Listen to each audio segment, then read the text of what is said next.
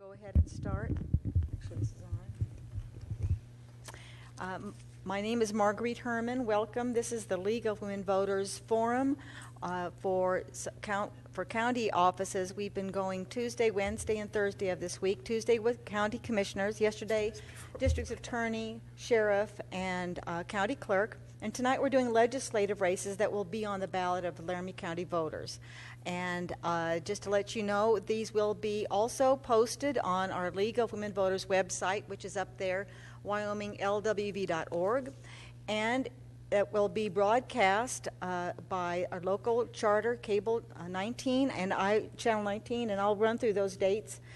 We're going to be doing all three of those, and so there'll be plenty of opportunity for the public to watch these. It's also being streamed live online, and you go to the link on the county government website for that link. So there'll be plenty of opportunity for the public to learn about the candidates and candidates to get their message out, because with the League we want people to be informed and vote, and encouraging people to get involved in their government, and voting is one of the real basic rights and responsibilities of citizenship.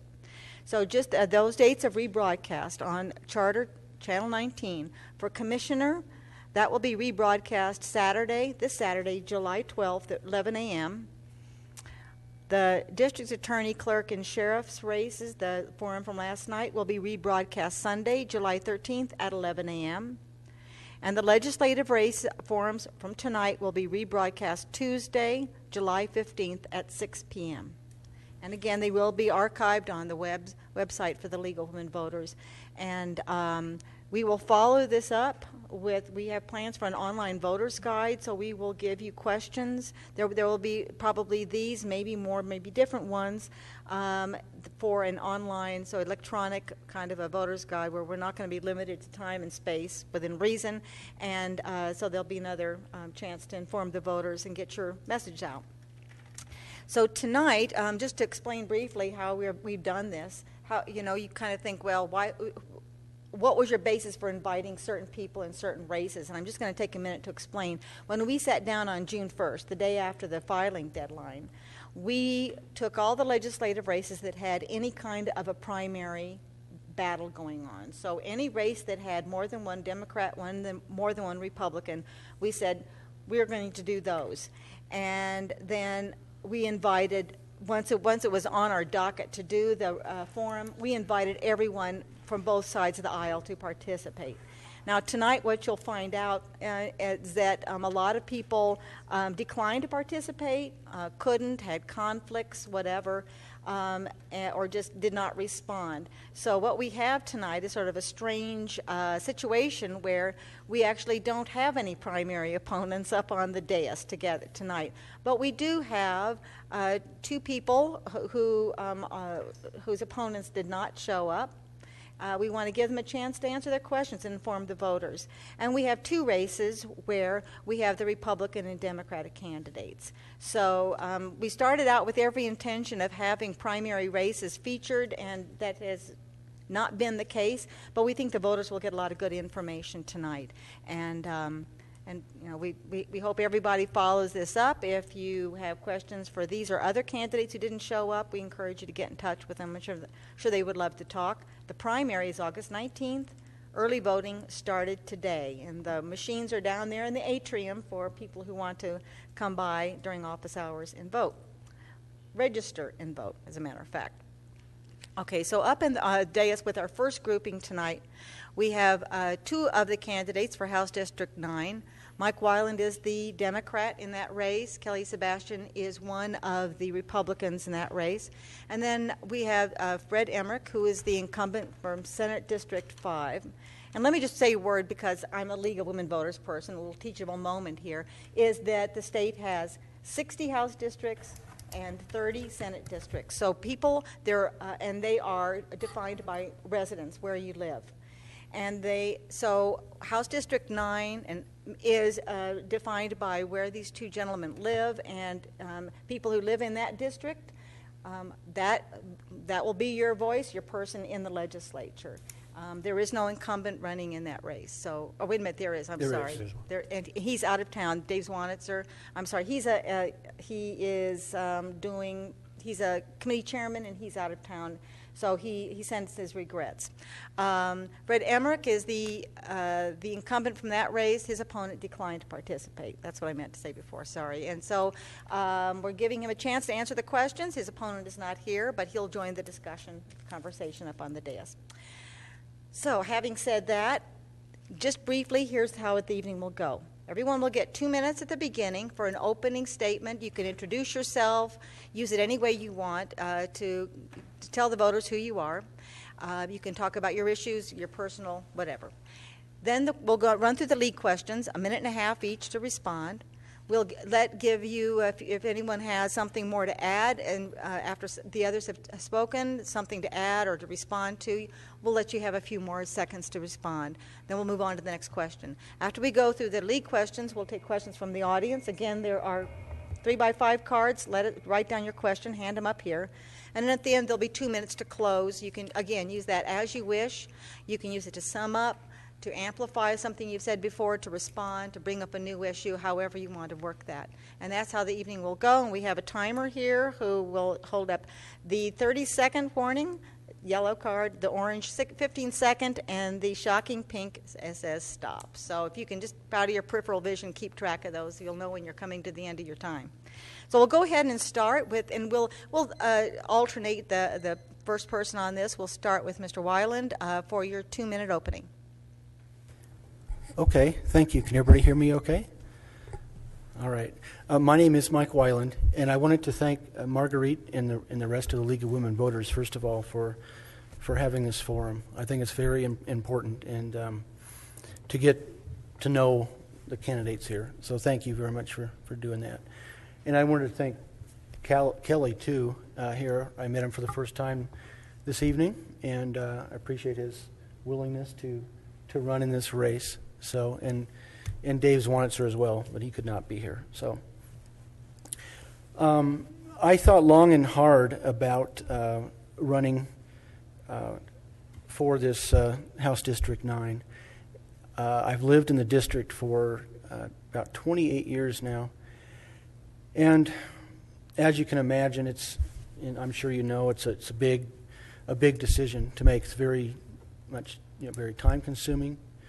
But I must say, I tell people I think I recommend it now for everybody to at least do it once in their life, because you learn a lot, and it's a great experience. You get to meet all of your neighbors. So the reason I decided to run was that ever since I've lived in town here in the district, I've always felt it was very important to give back to the community. I've been involved in many things, ranging from youth alternatives, mentoring kids, to helping out in schools, working on the Greenway, various sports organizations.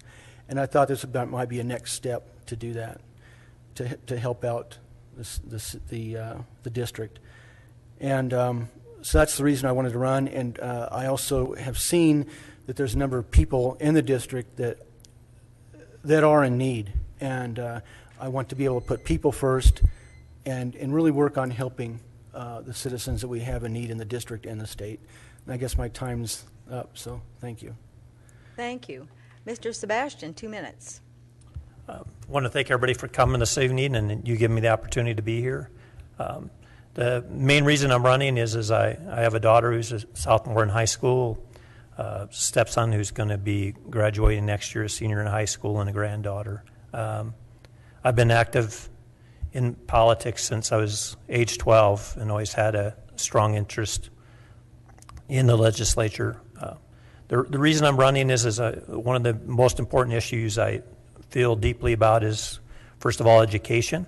I'm concerned about that issue. I want to get out and be a voice. I think the solution's in our district. And I believe the solution by going out and meeting people door to door, as Mike talked about, that's where you find the true solutions, and you get to know your neighbors and the people in the district. I look forward to meeting more of you as I go door to door, and I thank you for the opportunity of coming tonight. Thank you. And Mr. Emerich, 2 minutes. Thank you, Marguerite, and thank everyone for coming. I'm Senator Fred Emerich, running for re-election in Senate District 5. I'm an active member of the Cheyenne and statewide communities, and as a veterinarian, I bring an interesting aspect and perspectives to the legislature. My priorities are business. One is business, as I think we should support the Wyoming Business Council in its efforts to bring new businesses into Wyoming, provide both the infrastructure, both physical and digital, needed to encourage new businesses in the state of Wyoming and keep existing businesses. Education is also important to me. We spend over $15,000 a student, so we want to ensure that every student has the same opportunities for a higher quality education. That's to ensure all students receive comparable education, assessment, and accountability. My third point is responsive leadership. I have supported a variety of legislative items such as insurance coverage for inherited enzymatic diseases, purchase of state vehicles that operate on compressed natural gas, electronic proof of insurance, eliminating brand inspection rules to simplify transfer of animals, allowing the Department of Corrections to contract with private industry for the sale of products manufactured in state penal institutions. I've also been endorsed by the Wyoming Public Employees Association, the Wyoming Education Association, Wyoming Tribune Eagle, and the Wyoming Realtors. And I believe that I have a proven record and support for issues that are important to the Senate District 5 constituents. Thank you very much. We'll go ahead and start with the questions, and we'll start with Mr. Sebastian with the League of Women Voters questions. The first one, the legislature has a great amount of power it can exercise over the other two branches of government through its ability to write laws and set budgets. Where should the legislature draw the line for itself in exercising that power? And you have a minute and a half. I believe it's stated out already in our state constitution. I believe that you have the responsibility when you're an elected official to abide by that constitution that's already laid out. The key to politics is you work together, look hard at the issues, and come up with a solution. That takes all three branches working together, but that's how I believe it should function. Okay. Thank you. Mr. Emerich. I agree that we have a system of checks and balances that was formed by the Constitution, both federal and state. And I've seen a number of cases where the governor has veto power, and he has wielded his pen several times since I've been in the legislature, primarily on budgetary situations. The courts have spoken on some certain legal issues we're all familiar with, and I think the balance that we have right now is quite good. And I'm not so sure that we should draw a line on where we should go. We have two other branches looking out after us.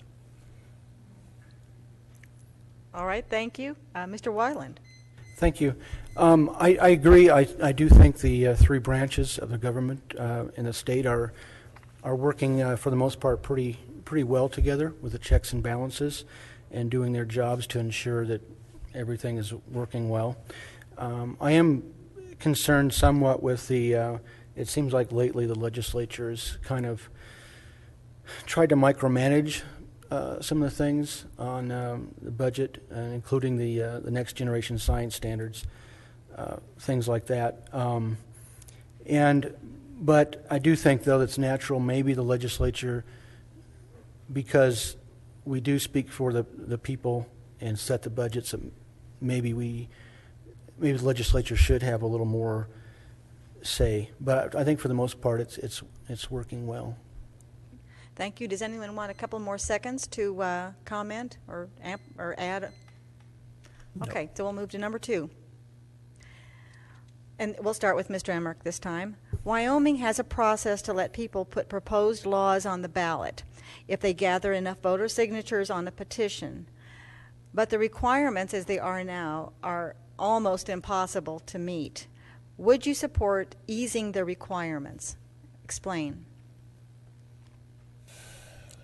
No, I don't think I would. And I think the reason is we have to have 15% of the total number of voters in the preceding election, and they must be collected over 2/3 of the state's 23 counties.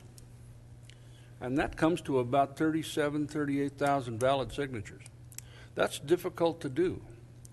But there are also 90 members of the legislature, and I think you can probably convince a smaller number of them, if the issue is that important.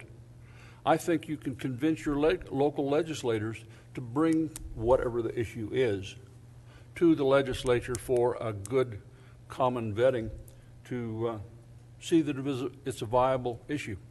So I would not change anything at the present time. Okay, thank you. Mr. Weiland. I think it seems to me that it's very difficult for petitions to go through in the state, and part of that's rightly so. It should be a difficult process, but I would support making it somewhat easier to do, requiring less signatures, and so ideas and petitions and stuff can be more easily accomplished. Thank you. Mr. Sebastian. I would agree with Fred. I wouldn't support any change to the way it's currently set up. I, like Fred, strongly believe that that's the duty of our senators we elect, the people in the House that we elect, as well as the governor we elect. And I agree with them. We have the three branches, and all three of those branches are elected by the people and represent the people. And I believe the system we have in place works. Okay, thank you. Does anyone want another moment to comment? Okay, we'll move number 3. And we'll start this time with Mr. Weiland. Would you favor greater reporting requirements for lobbyists on who pays them and on the money they spend influencing legislators? Explain. Okay, was it my turn? I didn't catch that. Yes, yeah, you can start now with. I guess so. That's what I thought. Okay, sorry. That's right. I would. I'm sorry. Did I? No, you're doing No, the correct order. you're He was fine. just reassuring that he was doing it correct. Okay, Yes. there you go. Sorry. Yes. I would support greater reporting requirements on lobbyists and as to how they get, who pays them and the money they get. And I think that's one of the problems that we have statewide and nationwide today. We have far too many lobbyists, and they have far too much influence on the legislators. And so yes, I would support that. I think that would be very very important, and so that the public could see and the legislatures could see as well. Thank you, Mr. Sebastian. You want me to read it again? Yeah, or if do you you have could it? Okay, just sure. refresh me. Would you favor greater reporting requirements for lobbyists on who pays them and on the money they spend influencing legislators? Explain, because Wyoming has one of the least restrictive lobbying reporting laws in the United States. Well, I do think that it's important that people are aware. It's the vision of transparency. I believe it's important for transparency, whether it be in meetings or the people who are lobbying on the Hill. That I think it's important to the people who elect us, if they have concerns in that they have available to them to see who is trying to sway our views or influence our views as well as theirs. So, Thank you, Mr. Emerich. If you'll bear with me, I'll quote from the actual statute, 28-7-201. Each lobbyist activity report shall contain a listing of the lobbyist's sources of funding, each loan, gift, gratuity, special discount, hospitality, paid or given, as defined by the rules and regulations to or on behalf of any legislator, state elected official, or state employee acting in his official capacity, which exceeds $50.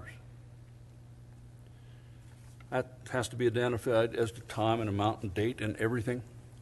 I think that probably handles things very well. And as far as the influence that lobbyists provide, there is some. But quite honestly, without a staff, we have the LSO, but when we have issues, I think the lobbyists are probably one of the finest sources of information.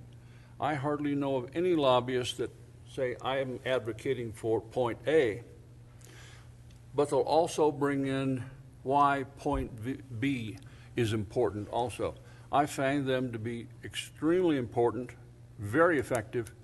I think they're quite honest, quite effective, and they have a code of ethics that is such that if any of them is ever caught in a falsehood, they don't have any credibility anymore. It's fine the way it is. Okay, thank you. I'd have a response for that, but I'm not being questioned, so I'll hold my fire at this point. But and does anyone else want a couple more seconds to amplify or respond? Okay, we'll move on to number 4, and this time with Mr. Sebastian. We'll lead the group.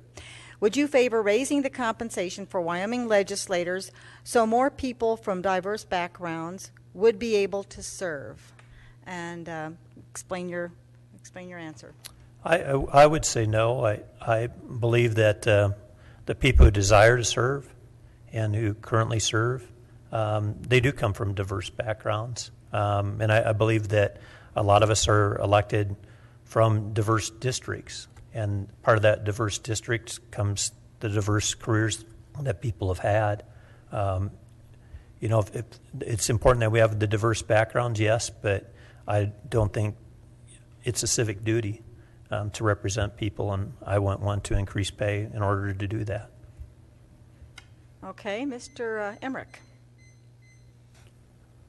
I really don't think we should change anything. $150 a day, we're really raking in the dough, and at $109 per diem.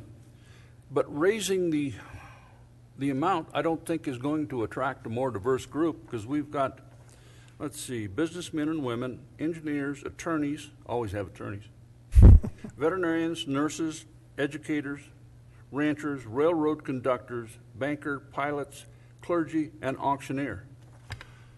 I suppose you could diversify a little more, but I keep thinking that we're doing just fine the way it is. All right, Mr. Weiland, do you see a need for more diversity, and would higher compensation help us get there? I agree with Fred and Kelly, but I do think that we do need a more diverse group of people in the legislature. It seems to be overly influenced by attorneys and people with maybe the money and time to run. However, with that said, I don't know if raising the compensation would help that. I would like to see more diversity, but I'm not in favor of raising the compensation. Okay. Anyone want another minute or seconds to say something? All right. We'll move on to number 5. The state of Wyoming provides school districts the funds to provide a guaranteed education to students. What is the role of the legislature to create a system of accountability for those local school districts? And we'll start with Mr. Emerich on this one. Thank you. Education accountability is probably one of the things that concerns me a great deal. I think we as a legislature are providing enough funds, about $15,000 a student according to USA Today. But I wonder if we don't fiddle with legislation to keep the teachers, and it brings the teachers off guard. They don't know where they're going to go, what they're going to do from one year to the next. And I think stability and accountability is needed. I also don't like the testing. You know, you can't make a pig gain weight if you weigh him every day. And students don't work at the same speed, at the same rate. I think we need to change our assessment information a little bit. to where it can be nationally normed. I do agree with Common Core in the fact that we do need standards. And I think we must have standards set by the state, not by the federal government. So I think we have to stop fiddling. We as the legislature have to stop fiddling with all of the different things we provide to the teachers and let them go educate. Okay, thank you. Mr. Weiland. Okay, thank you. I think the accountability issue is a big one in education. Right now, talking to teachers, there's so much testing, so much various variety of testing.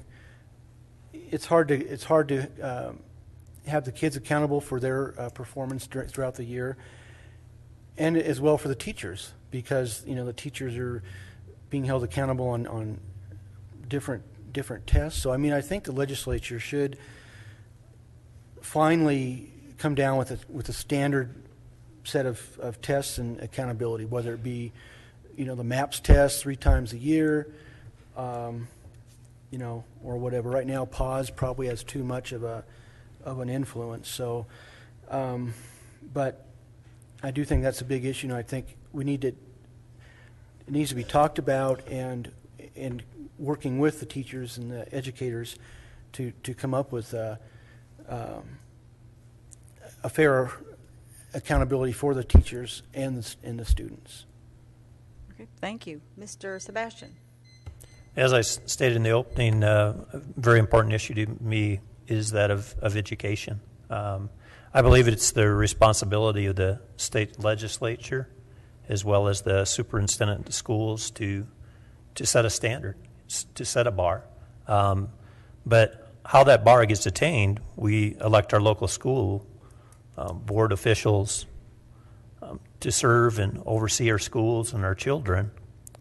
So I believe we set an expectation bar, kind of what Fred talked about a few minutes ago, that we need to have a set expectation bar, but it's the duty of the school board officials that we elect to hold the schools and everybody else and be aligned and accountable to not only hit that standard that we set ourselves, but to exceed that expectation. I, as a father, have an expectation of my daughter and her grades and that. I find that with the expectation, she wants to please and wants to reach that expectation. And I think expectation's a simple thing. It doesn't have to be word by word legislated, but I believe it can be. We do have to have standards and goals set and achieve those. Thank you. And because we seem to have plenty of time, I'm going to follow up with a question, because you have a little diversity up there on this, but I guess, and we'll start again with maybe Mr. Emerich about how important is testing, since the legislature really puts those requirements on the school districts. That's one of the big things that's kind of on your plate. How important is testing, and should you have high stakes tests, and what do you learn from testing? Why has it become such a focal point? Well, I think testing is important, but I think it should not be so pervasive that the teachers begin to teach to the tests. Each child moves forward at a different rate, and I think if we can allow for levels of competency type testing, which need to be done, I just really don't have a good handle on how we can find out how the kids are doing without some sort of testing. And back on the accountability issue, I think it's extremely important. If you'll all envision a 3-legged stool, we have accountability of the state through funding. We have accountability of the teachers through a variety of methods. But the one part of the accountability factor that we can't influence and is so terribly important are the parents. Okay, thank you. And Mr. Weiland, do you want me to, you don't have this one in writing, you want me to rephrase it a little bit? The importance of testing and that's fine. And high stakes? I think currently, testing is an important aspect. You need to see how well the students are progressing throughout the year, how they're doing, what they need to be working on. And it also helps the teachers be accountable too in some form. However, I do believe there's too much testing, and like Fred said, a lot of times I think the teachers are teaching to the tests anymore. There's so much. I'm pretty much in favor of like the MAPS testing. You start of the school year, the middle, and the end of the school year, and you see how each student progresses differently, different rates, and that would show that this one student did progress at a different level perhaps than another student, but they did progress. So I do think it's very important, and the teachers and administrators can see that as well. Thank you. Mr. Sebastian? High-stakes testing and the importance, what should be the point of testing and the stakes attached to them? Well, I believe testing should be, as the others have stated, assessing where the children are at. It's important with the testing part that the teacher at the beginning of the year know where the students are and groom and the lessons and the class to the level that the students are at. I also believe that at the end of that first semester, it's important that they be tested and see how they progressed.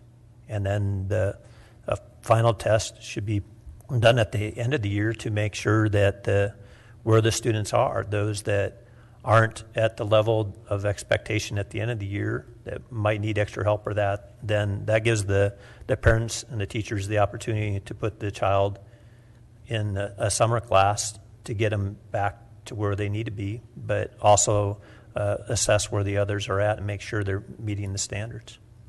Okay, thank you. Since that was a follow-up, I don't know if anyone has anything more to add. I think we've exhausted that question. I'll move on to the next. This begins with Mr. Weiland.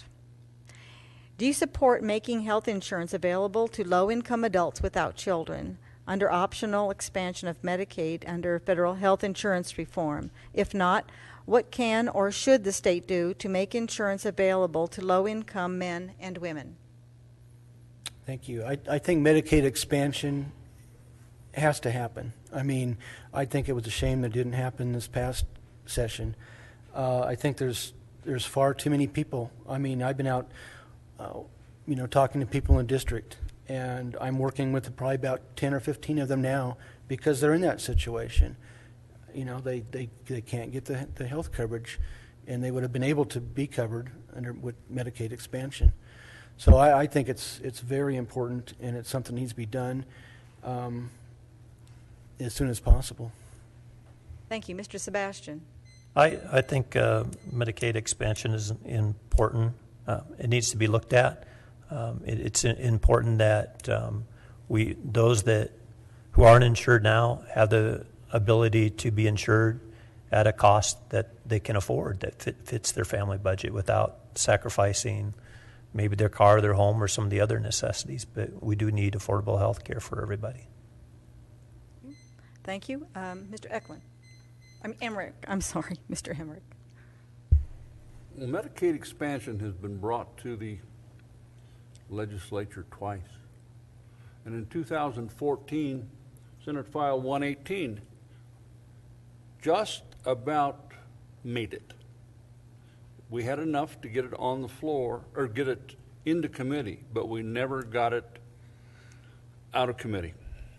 And I want a good, solid discussion on both floors, the House and the Senate, of Medicaid expansion. Now, I'm not saying that I'm going to vote for it or I'm going to vote against it, but I really, really want to hear the arguments, because I can see so many people that the emergency room is not the way to get your primary care.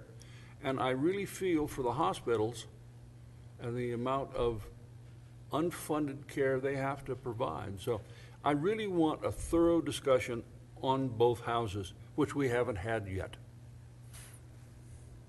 Okay, and let's see, is there anyone want to add anything to that? Or I guess I would follow up. I think Mr. Weiland made it clear that the state does have a stake in trying to find health insurance for this group that seems to be without resources. And I guess, Mr. Sebastian, you indicated that the state might have I think we have some role because if people don't have insurance, as Fred pointed out, they tend to go to the emergency room for their services, and the part of the problem with them going to the emergency room is that's not, one, the correct place, and two, that in the end, those who are insured and have insurance wind up a lot of times absorbing and accepting higher cost in health care for the reason that the hospital has to absorb that cost somewhere.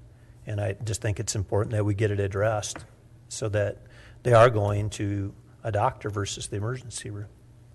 Thank you. And Mr. Emerich, I guess the same question. Do you think the state has an interest in finding health insurance options for this group of people? Yes, I do. Because every year, expansion of that group of about 17,000, I think, in Wyoming, that expansion gets farther and farther and farther into a yes vote on both sides of both houses. And I think it's kind of hypocritical to where the state can say, yes, I'll take mineral money, but I sure won't take Medicaid money. I think maybe we'll make it next time, I hope. All right. Thank you. And again, anyone will have something to add? Okay. Well, that runs through the questions that we had prepared for this evening. And do we have any from the audience?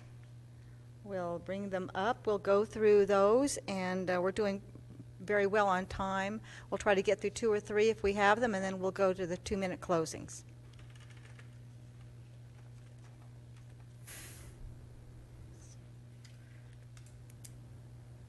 So is this a 3-part, or is it 3 questions? All right, so offered anonymously, as you can tell. Okay, and I'm trying to think. We started with Mr. Sebastian that time, did we not? I don't remember. I'm sorry. Well, I think it was me. We ended up, I think, asking 2 Doesn't rounds matter. there. So we'll start with you again, Mr. Weiland, if that's okay. Sure.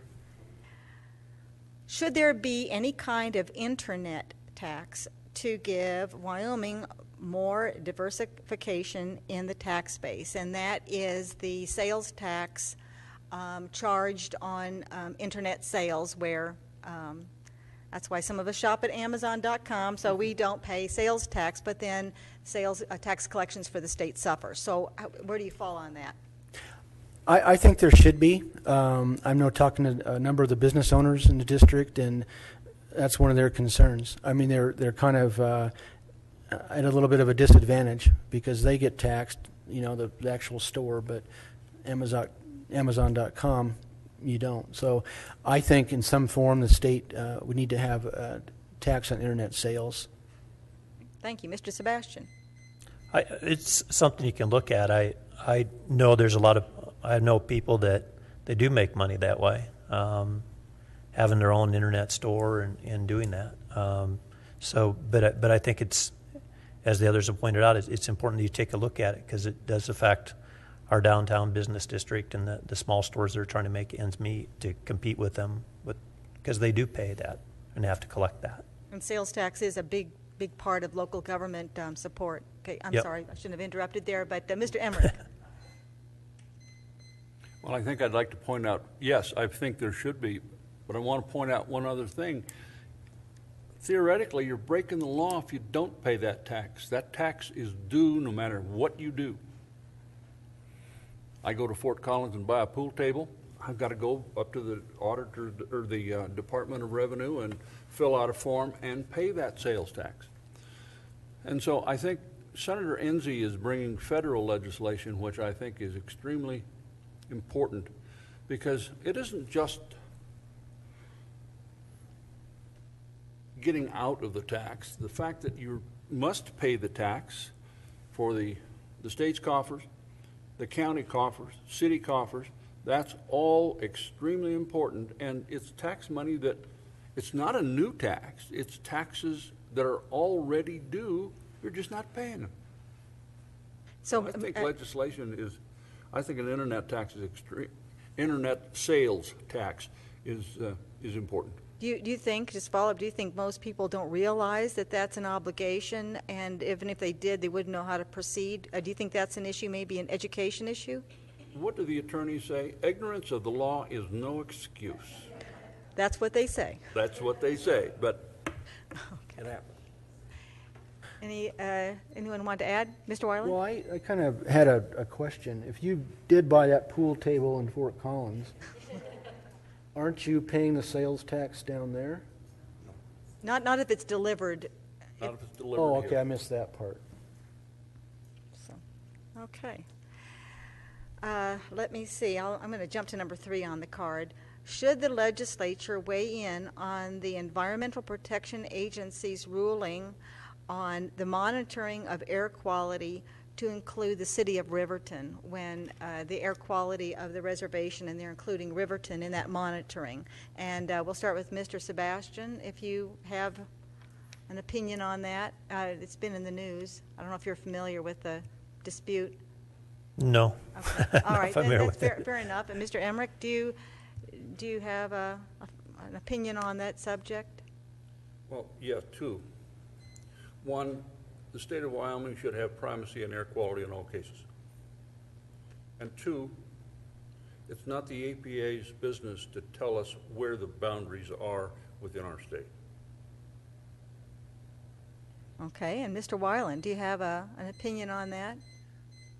Well, from what I've heard, I do think that the state should have the final say, but I do think, though, that the EPA should be listened to, and I wish DEQ and EPA and would work better together to get some issues done, because apparently there was something identified by the EPA, and so it needs to be addressed. Okay, thank you. The third question offered by this person, whose responsibility is it to regulate social media after someone dies? And I would suspect that means that if the use of social media has ended up by bullying or targeting or whatever, ended up with someone's death, or let's say extreme hardship, should there be someone held responsible for that, or does freedom of speech protect that kind of thing? I don't know if, start with Mr. Sebastian, if you, I'm sorry, we started with you last time. Did we? No, we'll start with you this time. Okay. I'm sorry. All right. Well, I believe that law enforcement should have some input on it if that's happening. I know it does affect teenagers. I think the teenagers, I mean, I've got a young daughter, and she's involved in the social media thing, and teenagers are harsh to other teenagers. But if it comes down to where they're harassing or harming a teenager, and the teenager's in distress and there's no way out, we have to find a way to educate, in that case, teenagers on etiquette. And if we need to have officials, if necessary, step in and intervene if the parents aren't doing it, then law enforcement, sadly, is forced to be the parent and do that. But it does make a difference in lives, I believe, because we've lost kids in our community because that type of things happen. And that should not be acceptable. Thank you. Mr. Emerich. I think there should be consequences for actions. Freedom of speech is terribly important, but you don't go into use the old adage, you don't go into a crowded theater and yell fire. You're creating a situation that is really untenable. And if social media has some effect on a person's life, then I think if it can be proven, which is going to be a difficult situation, then I think those individuals should be held accountable. Okay, and Mr. Weiland, how do you fall on that question? Well, it's an interesting question, and I think, along with the rights to use social media, I think it all comes down to we have the responsibilities to use it properly as well. I'm not sure, how that can be handled, but I think we all need to think about that. It goes along with many other things, but social media is included in that. I think that, we all need to be aware of what we're putting on there. Okay. Anything to add? Or I just thought of a question. In the League of Women Voters, we take ballot issues, statewide ballot issues, and we do a pro and con backgrounder on them to help the voters figure out what the constitutional amendment even says and what are arguments for and against.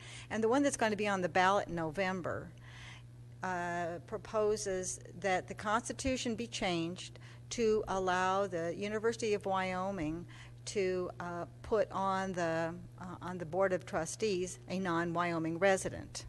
And I was wondering if any of you, I'll just throw it out, if any of you have any kind of view of whether that's a good idea. The legislature passed it with a 2/3 vote, which qualifies it for the ballot, but so it wasn't unanimous. And do you have one thought or the other? Mr. Emerich was there when they voted on it, but I don't know if you want to offer an opinion, if the other two have opinions on that.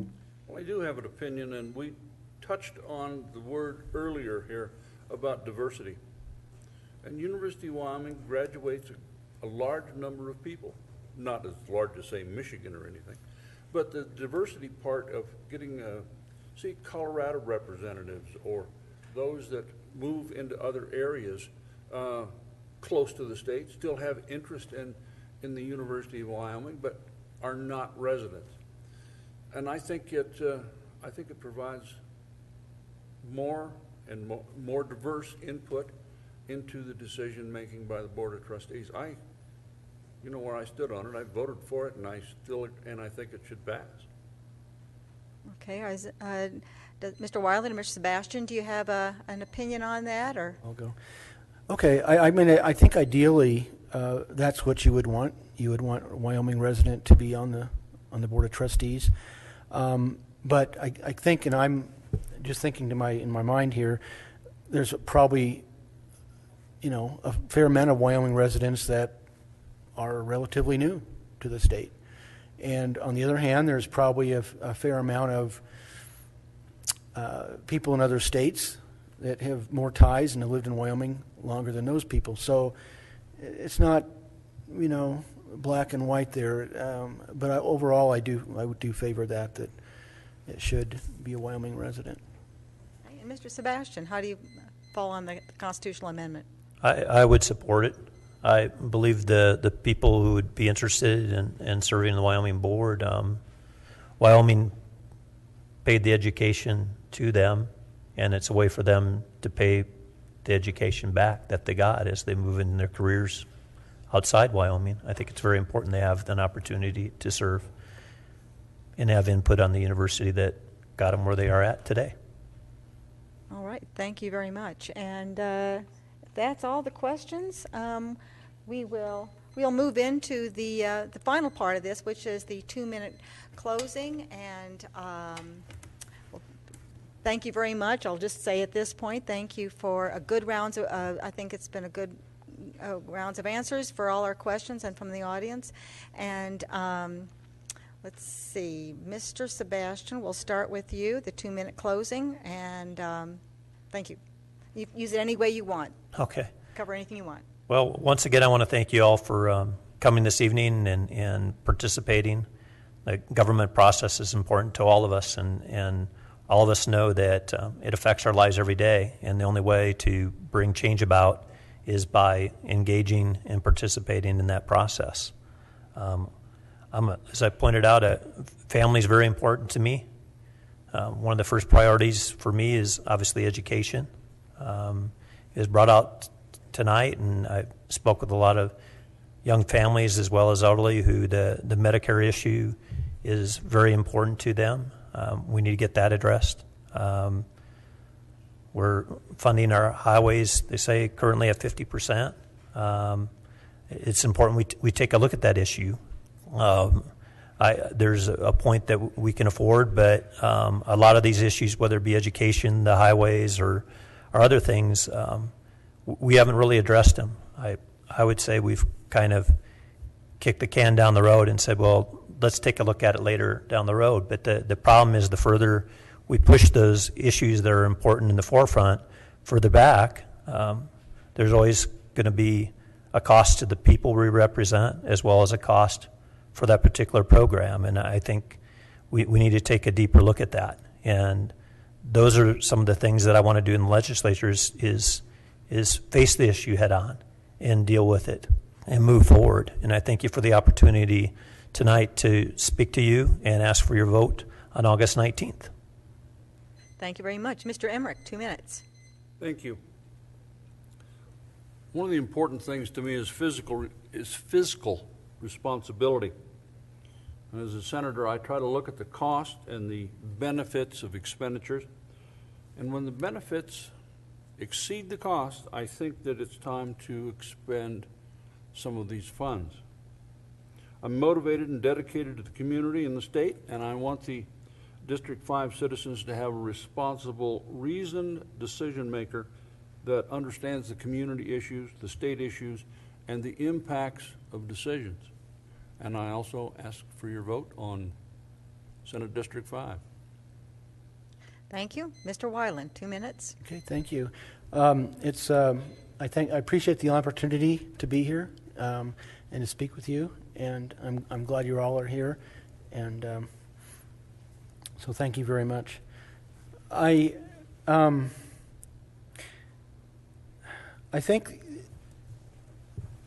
the one of the reasons that I decided to run is that looking back at the past legislatures, I should say, and some of the main issues that people have, I think well, first of all, it seems like progress isn't being made very rapidly, and maybe that's the nature of the legislature. But perhaps more importantly, I think that we're losing track that the people of the state are the most important thing, and every decision that's made should be with them in mind. And I think we've kind of lost track of that. So I want to get back to that. I want to put people first. Some of the main issues that I have are education. I think that we need better accountability. I think we need to start kids in school at kindergarten and have them go through 18, and even have pre-kindergarten classes. The teachers are doing a great job. I think we need to encourage parents to be accountable for their kids too in class. And we need to, along with education, a better educated workforce, I think would be able to attract higher quality, good jobs that we need in the state. And finally, I think we need to take a look at getting cleaner coal and moving away and moving into more renewable energy sources and research. So, thank you. Very good. Thank you very much. Thank you, everyone, for coming, and thank you to the candidates for giving up their time to answer the questions from the League and the public. Thank you.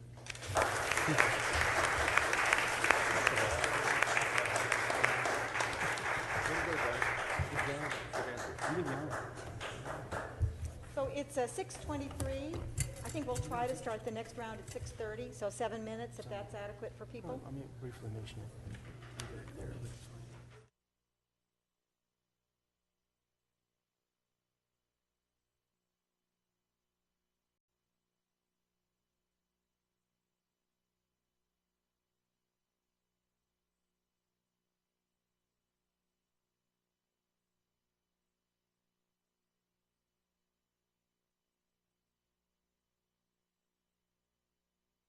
You can take your seats, everyone, and I'll go in with introductions now. Oh, really? Did you get his survey? We want to welcome everyone who's here in person, people who are streaming online, and people who will watch this later on the internet or on local Charter Cable Channel 19. My name is Marguerite Herman, and this is a forum by the League of Women Voters of Cheyenne. We are political, but we're nonpartisan. We don't favor one candidate over another. What we do try to do during election season is to help voters understand the candidates, help the candidates get their information out to the voters about their positions and issues, and we hope these forums serve that purpose. Tonight, we are doing the legislative races. Just to recap, on Tuesday, we did the county commission. On Wednesday of this week, yesterday, we did 3 county offices, district attorney, sheriff, and county clerk. And tonight we're doing the legislative races that will show up on the Laramie County ballot. They will be, and I'll just give you the broadcast dates on the on Charter Channel 19. The commissioners forum will be rebroadcast this Saturday, July 12th at 11 a.m. The district attorney, clerk, and sheriff's forums will be broadcast Sunday, July 13th at 11 a.m. And the forums tonight will be rebroadcast on Tuesday, July 15th at 6 p.m. They will be archived on the League of Women Voters website. You can see the URL up there, wyominglwv.org. I'm not sure when they'll get posted, but soon. The primary is August 19th. And I encourage everybody to get out and vote, because in a lot of races in Wyoming, that is the election. So don't miss that one. Early voting started today, and here in Laramie County, we're lucky enough to have a semi-permanent polling place down in the atrium of the courthouse. So you can come in 8 to 5 and register and vote. So please do that. Just to explain briefly the setup that we're using tonight. On June 1st, when the filing deadline had passed, the Cheyenne League sat down and said, what are the races that have a contested primary? So we picked out those, and we said, and then in those races we'll provide a forum if the candidates will come, and we'll invite all the candidates in the race, Democrat and Republican. And so we've had several people who cannot come, a few people who don't want to come, and a couple of people we have not heard from at all. So we don't have a lot of folks tonight, but we hope that you will get information about these people in these important races. We are doing it in 2 groups. We've had a group of 3 come up earlier, and I'll introduce these gentlemen tonight. They have been given questions ahead of time, so we'll ask them those. And those in the audience, if you want to ask questions, we have 3x5 cards on the podium and a pen. Please write down your questions and bring them up here, and we will try to get them tonight. If we don't, and actually, if you have other questions you think of later, our email is up there, lwvcheyenne@gmail.com. Write us those questions, and we will try to incorporate them in an online voter's guide. We'll try to get all the relevant information to the voters before they vote. And again, early voting starts, so we'll try to do that quickly. And up here tonight we have one contested race represented. We have in House District 10, and let me just say parenthetically too, that with the Wyoming has 60 House seats, House districts, and 30 Senate districts. So what we have up here are candidates who are running in 2 districts that are within Laramie County. And let me just say, if you don't know which district you live in, because some people don't know that, if you go to the website for the Legislative Service Office, and you can just Google that, and then they will take you to a place where if you type in where you live, because these are geographically based, they'll tell you which district you live in, then you'll know which race you're electing.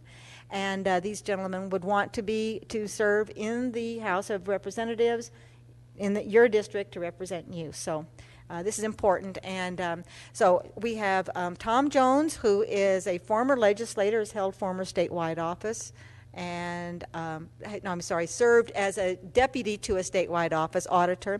And he's running in House District 42, and his opponents could not make it tonight. And running in House District 10 is Gaylen Wright, who is the Democratic candidate in that race, and John Eklund, who is, and we've had to edit the name card on there, misspelled, put an extra C in the name, which I apologize for, but we've corrected it now. And John Eklund is the incumbent in that race. And there are other Republicans in that race. They did not respond to our invitation. So we're glad these gentlemen could make it tonight, and we will proceed just, with the format, which I will describe very briefly now, which is, excuse me, we'll open with a 2-minute opening statement, which you can use any way you want to introduce why you're running, your issues. Then we'll move into the questions, 1.5 minutes each. And after each question, there will be a brief chance to respond if you want to add or respond to another candidate. And then a 2-minute closing. And again, we'll take questions from the audience until that last closing. And we have a timer up here who will show you a yellow card for 30 seconds remaining, orange card with 15, and then the shocking pink, which says stop. So just try it out of the corner of your eye. Keep track of those as time goes. So we'll start with Mr. Jones, and we'll try to alternate. We'll try to keep track of the order of things, and start with your 2 minutes, please. Thank you very much, Marguerite, and thank you for all of you coming. I appreciate, as everybody else has said, the fact that you're putting this on and giving us an opportunity. The reason I'm running, among many of them, is the fact that in House District 42, like all other districts in Wyoming, there's only one vote. And that vote has to be cast in an informed way. It should be cast by an experienced person, and the person who occupies that seat needs to be ready to vote and cast those votes in a timely manner. I wish to have a legislator in our district that is a person who is willing to work for progress and not just oppose things. It's one thing to say no, but if you're going to say no, you better have an alternative. And I think I can tell you a little later on maybe about some of the alternatives I've proposed and things I've done over the years. But I'm here to try to bring some experience and knowledge from a lifetime of experience to House District 42. Thank you. Mr. Wright. Thank you, Marguerite, for having me, and thanks to the League of Women Voters for making it more important to have this forum for the community, for the district, and for the state if the state decides to watch. The reason that I decided to run for this office is first to acknowledge the farmers and the ranchers of our community who bravely chose to ride the roller coaster of farming and ranching, including John. Okay, they are the breadwinners, not necessarily the breadwinners that bring it to our house and homes, but they are the people that put it available to us so they can put it on the table. I'd also like to represent, as a representative, the farmers, including the farmers and ranchers. I already said that. The veterans of our community. The veterans of our community have established the saying that land of the free because of the brave. I'd like to represent all of the workers, including the bank tellers, administrators, bus drivers, state workers, educators, union members, and leave no one behind. I'd like to speak in the legislative body when things come up, and I like to be the reminder that we are not just talking about abstract items. We are actually talking about people and the things that affect their daily lives and the decisions that are made at that body. I'd also like to speak for the people that are under stress because they don't have the medical insurance that we'll be talking about later. The people that are under stress for reasons beyond their control. I'd like to be the voice of all those people, and that's why I'm running for this office. Thank you. Mr. Eklund. Well, thank you for having me.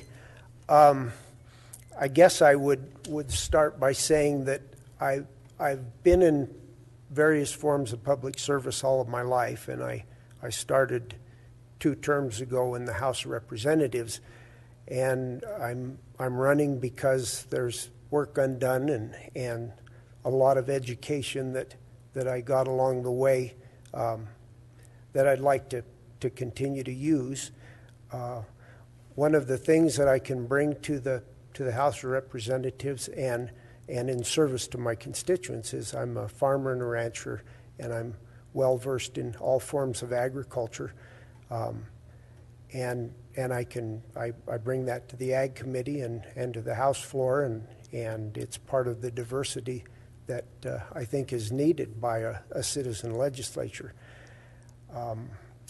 Because I'm a farmer and a rancher, I'm a problem solver. It seems like a daily task of rearranging your schedule and redoing things that break down or whatever, and trying to figure out a way of making things work that are difficult and tend to be a lot more complex than you would expect them to be. And the legislature is just exactly that. We get together and we try to solve problems.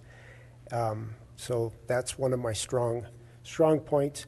The other one is that I get along well with people. I've found that getting along with people and trying to come to consensus is a better type of leadership, I believe, than battling away. I like to live at peace, and I do. There isn't a legislator that has been around for the last 4 years that I couldn't go and talk to and get along with. Thank you. Thank you very much. Now we'll move into the questions from the League of Women Voters. Remind people again, if you have a question, put it down on a card and bring it up. Okay, and we'll start with Mr. Wright. The legislature has a great amount of power it can exercise over the other two branches of government through its ability to write laws and set budgets. Where should the legislature draw the line for itself in exercising that power? Well, the three branches of government, the legislative body, the judicial branch, and the executive branch, have to constantly communicate. There is no line that should be drawn, and there should be no threat of a line being drawn, because that shuts down the communications process. Everyone has a specific purpose. The legislative body establishes the laws, votes on the laws, and sends the laws to the governor for his signature. In some cases, if the governor vetoes the law, then it can go back to the legislative body, and they can override the veto with the supermajority. And it will go into effect whether the governor signs it or not. Once that takes place, then the judicial branch is required to enforce the law.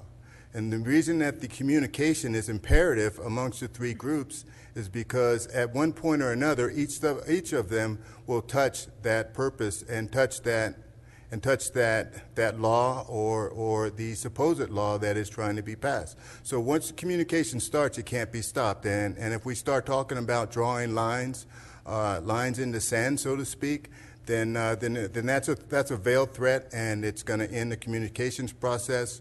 We want government to be successful. We are all citizens, and the only way that it can be successful is if we continue to communicate. Thank you. Thank you. Mr. Eklund. Well, I believe that the way the system is set up, it works well. The legislative branch, as Gaylen just mentioned, is the lawmaking part. The governor also has a lot of power. He has a lot of influence over the budget, and then the courts draw into this as a checks and balance. I don't believe that we draw the line on the law because, and in what we do, because the way we're doing it, it works. If you've got a law that you want passed, if it isn't going to work, the legislature shuts it down. If they don't shut it down, and the governor doesn't agree with it, he can veto it. So I think the system as it is works, and I think that the power of the legislature is just as it should be to write the laws and work on that end of it. There are there's 300-400 bills that come to the legislature every year, and they're important to somebody, and it involves lawmaking. Thank you. Okay. Thank you. Mr. Jones. It's important to remember that the legislature, in doing its duties with laws and the budget, is exercising the constitutional requirements that are placed upon it by our Wyoming Constitution, and at the same time, it's exercising the will of the people. I think the legislature of the three branches of government is the closest branch to the people and is more in tune with what they want and need than the other two branches. There is one place that I would like to see the legislature exercise more restraint than it has, at least of recent, and that's in the budgets, the issue of budget footnotes. I think that we need to go back to the beginning or square one or something and understand that a budget's purpose is to fund government. Its purpose is not to set policy for government. And I think that we need to, well, the legislators need to exercise restraint and use the budget to fund and not to be setting policy. Thank you. And does anyone want to take another few seconds to comment or expand? Okay, we'll move on to the second question then. Wyoming has a process to let people put proposed laws on the ballot, the initiative and referendum process, if they gather enough voter signatures on a petition. But the requirements are so stringent they are almost impossible to meet. Some say that if you don't have paid signature gatherers, it's really impossible. Would you support easing the requirements, maybe taking them back to where they started out, or some other method? And please explain. We'll start with Mr. Eklund. The present system, I think, is adequate. I know that it's a difficult threshold to meet, but it has been done before. Term limits were put on the ballots, and they collected signatures. They got that done. It was subsequently ruled unconstitutional, but anyway, it was done. I think that it should be difficult to do it because we're in a representative form of government where people elect and send a representative to speak for them.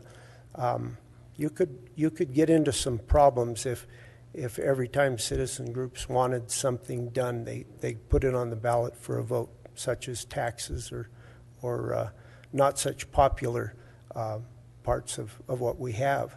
So I think there were Jeffersonian principles. One of them was that there could be a problem with the tyranny of the masses, and they foresaw that, and that's why they set the government, the Constitution up the way they did it. And I think that we're following the Constitution fairly well by doing it that way. Okay, thank you. Mr. Jones. I would support easing those requirements, primarily in the number of signatures or the percentage that would have to be acquired. The geographical distribution, I think, is worthwhile. I was the campaign manager, so to speak, of one of the first initiatives that ever passed, and that was supposedly the easiest time. Let me tell you, it was not easy. It was very difficult, and it was very expensive. And all that has happened since then is to make it more difficult and more expensive. Now, for the past 38 years, I've been involved with the legislature in one form or another on both sides of it, and I am a huge, huge fan of the legislative process and a believer that it is the greatest thing we have. But there are times, for whatever circumstances, that the people may need access through a different method than through the legislature, and so I think we do need to have reasonable restraints on, you don't want to have it too easy to do, but we do need to make it somewhat easier than it is now. Thank you. Mr. Wright. I think that the process now required by the Wyoming Constitution should stand as it is. And the reason I say that is because in 2012, almost 300,000 people voted. It requires 15% of the people within that electorate to sign a petition to get it to pass. So say, for example, 220,000 people, that would leave 220,000 people out of a process. And what I mean by that is approximately, with that number of people voting, 15% is going to be, say, 37,000 people.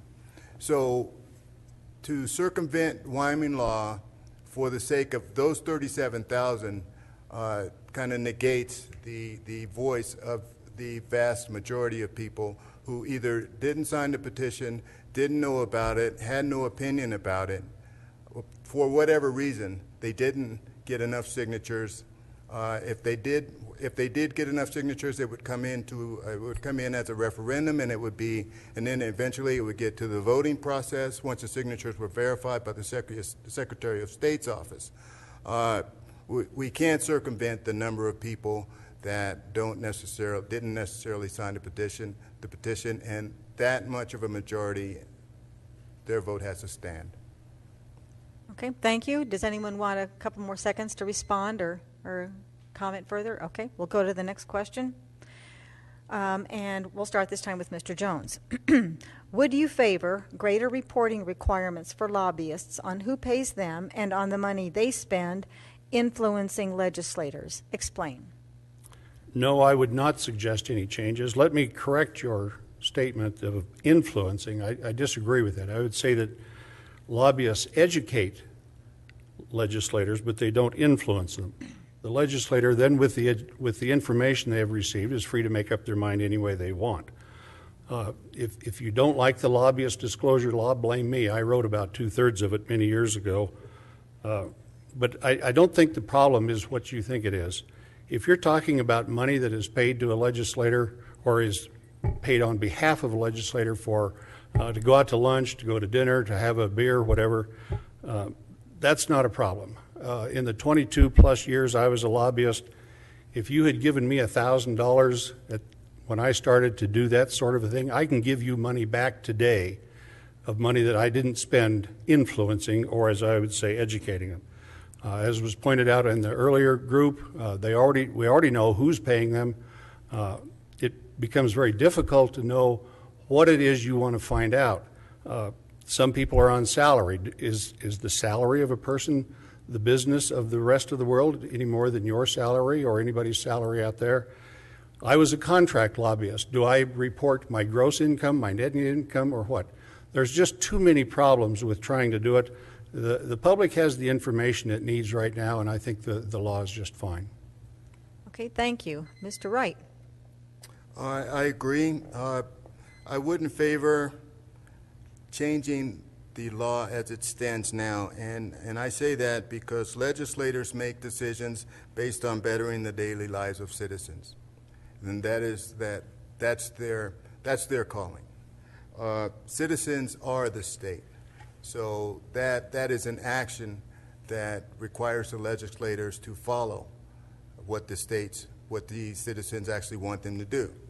So legislators here, as Fred said earlier, they don't have a staff. So the lobbyists are actually educating legislators, albeit from their own perspective, but legislators are not dumb people. They know that going in. So a lobbyist has a job to do. So one thing we already know is who they're working for because of what they're talking about. That's who's paying them.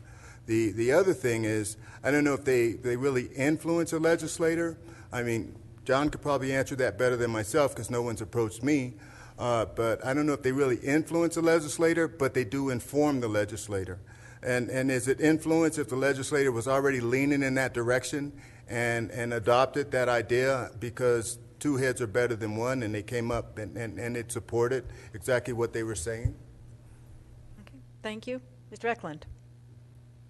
I'd like to see it left the way it is. The reporting requirements are fairly extensive as they've been explained. I think Senator Emerich probably read those off to us. The other people that report are the legislators. We report the money that we're giving, and it's I don't think it's overly burdensome, but I don't think we need anything more than that. The lobbyists for me are a tool in my education of bills. You can't possibly know everything there is to know about 300 or 400 bills, and they're very diverse. I know agriculture well, and I'm on the Revenue Committee, and I know those bills fairly well. But the other ones, you depend on lobbyists and any resource you can get. And as was mentioned before, a lobbyist that isn't honest or isn't straightforward and truthful finds themselves in trouble.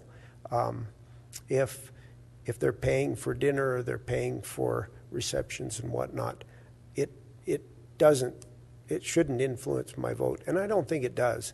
I think when it comes down to it, you've got some notes written up, you've weighed the thing out, and you're trying to represent the people of Wyoming the best you can with all of the information you have. Lobbyists are just part of that.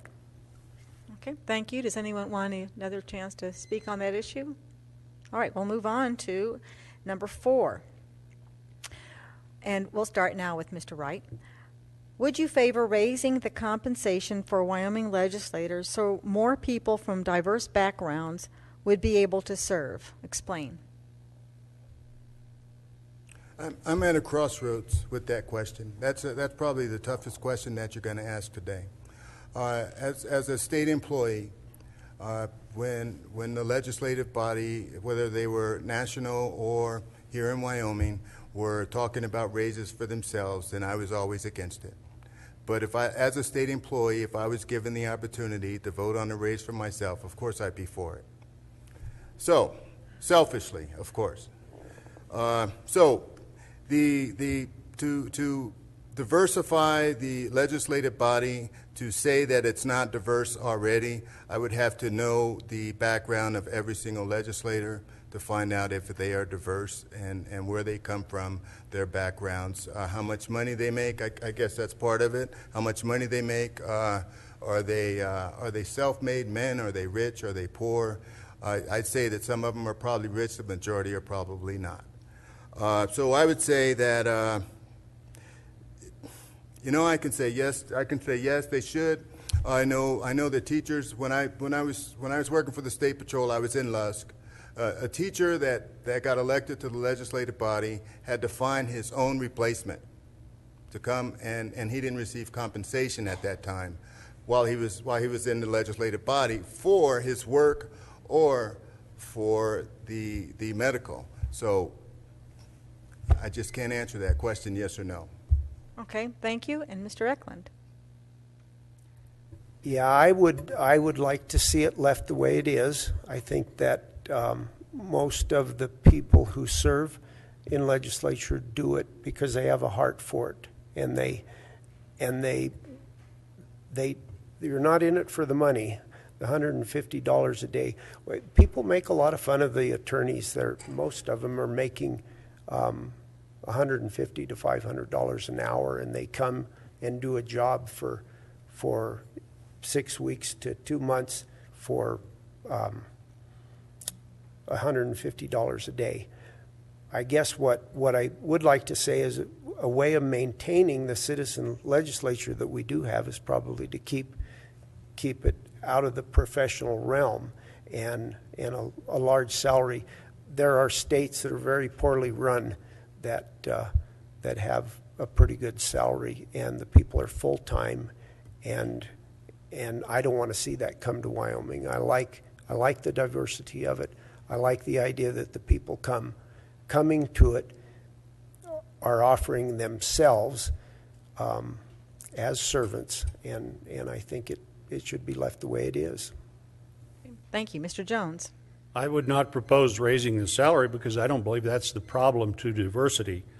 A few days ago, the Casper Star-Tribune had an article about county commissioner races in both Laramie County and Natrona County, and pointed out the salaries in the respective counties were vastly different, but neither county had a lack of candidates running for the job. Personally, I believe the problem with diversity in our legislature is the fact that we have single-member districts. We have an inability for newcomers to get in because of the power of the incumbency. They have too much advantage. I think back to the days when I was in the legislature before, when we were elected county-wide, and I remember Laramie County very well.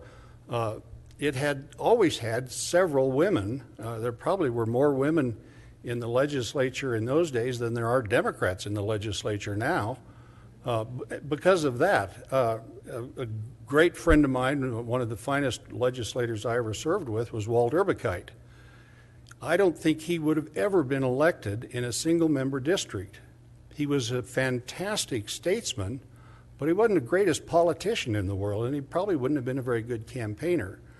But there is a solution to this, or at least I have a proposal that maybe it's not the solution, but I have an idea that might work. But with the time just ran out, I'll save it for later. Well, on that note, I can't resist.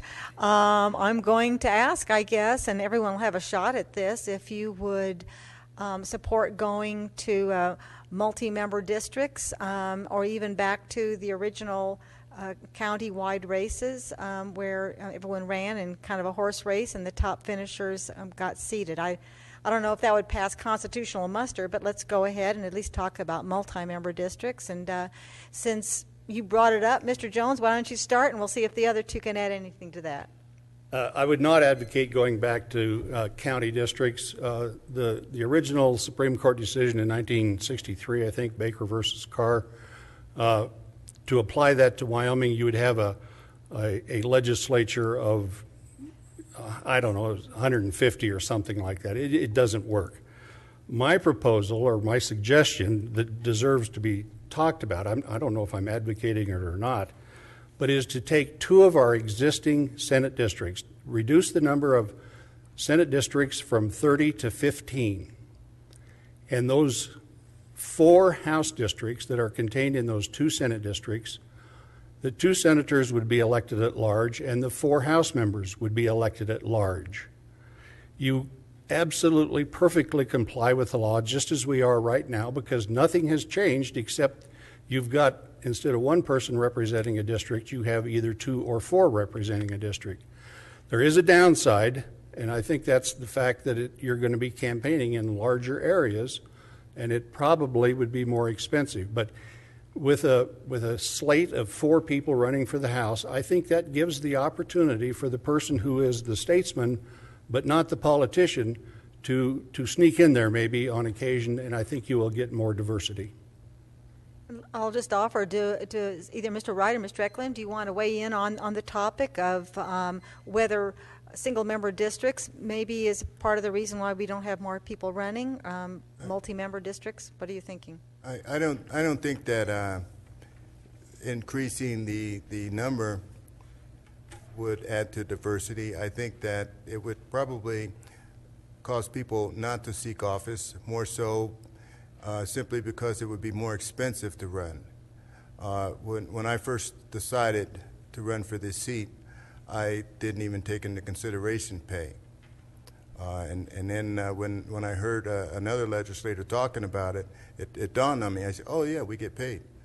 So the way that it is now, I think it's very effective.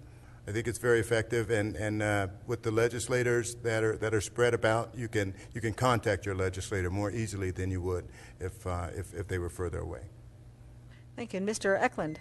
Yeah, I think to change it very much from where it is, I understand the constitutional way we're doing it now, and Tom mentioned a different way that he's pretty sure would work, but it sounds like it could leave some of the citizens underrepresented, and maybe not. Maybe it would increase that. But I'm just thinking of some problems that would. This is something that would take several sessions to try to figure out. And I'm not sure that we don't have a really good system now. I think the other system of 12 people running for the whole county was probably not a good way to do it.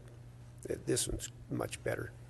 And that would be the outcome would be the districts would become larger, and the possibility of that being spread out geographically might be compromised there. But I appreciate you bringing up and addressing the topic, which wasn't on the agenda, but it was interesting nonetheless. And I know legislators talk about that now and again. So, proceeding with the questions, and Mr. Eklund, you're up at this would be. The state of Wyoming provides school districts the funds to give a guaranteed education to students wherever they live in the state, big, small, rich, poor. What is the role of the legislature to create and maybe insist on a system of accountability? Presently, Wyoming has one of the highest cost educations in the nation. I believe that it is the responsibility of legislature to adequately fund in order for students to get a quality education.